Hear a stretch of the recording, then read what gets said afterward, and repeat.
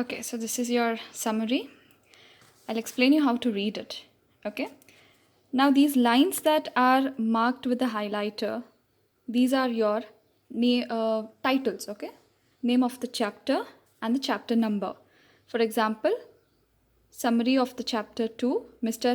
Teddy Henfrey's first impression. So these are your chapters. If I just turn the page, you can see here everywhere I have highlighted with the highlighter.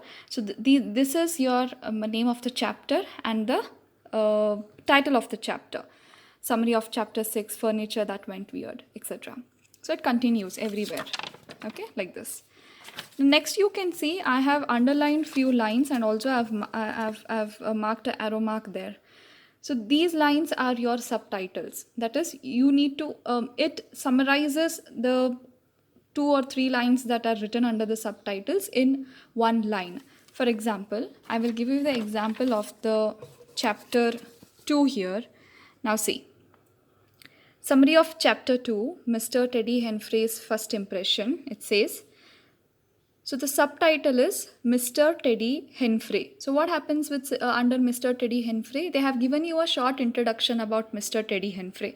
Mr. Teddy Henfrey was a clock repairer who arrived at the inn bitter cold. Mrs. Hall used this opportunity to take him to the stranger's room and also asked the stranger if he wanted some tea, etc. If you read along, you will get to know. Your next subtitle is The Stranger Asked Not to Disturb. Now you remember Mr. Teddy Henfrey, he wanted to strike a conversation with this fellow. So he tried talking to him about weather, etc. And that's where, this fellow says, Mr. Stranger says, ki shut up, don't disturb me. So those entire 5 lines are summarized. So that makes your subtitle. Next, Mr. Teddy Henfrey was snubbed by the stranger. Snubbed in sense he was, asked to just shut off and go, right? Stop, do the work fast and just get out. So he was insulted by him. So like this, you have the subtitles in all the other chapters. Like if you see chapter number 6, Mr. Hall found the door ajar. There was no one in the room. So in fact, you will get one line summary or one, it's a highlighted point of whatever happened in that particular chapter.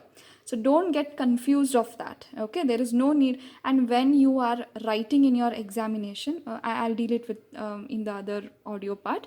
But this is the thing. Just don't get confused with these subtitles. They summarize those 3 or 4 lines written down in one line. Okay. So this is your summary. I'll be sending it to you in the PDF form. You just need to read it out.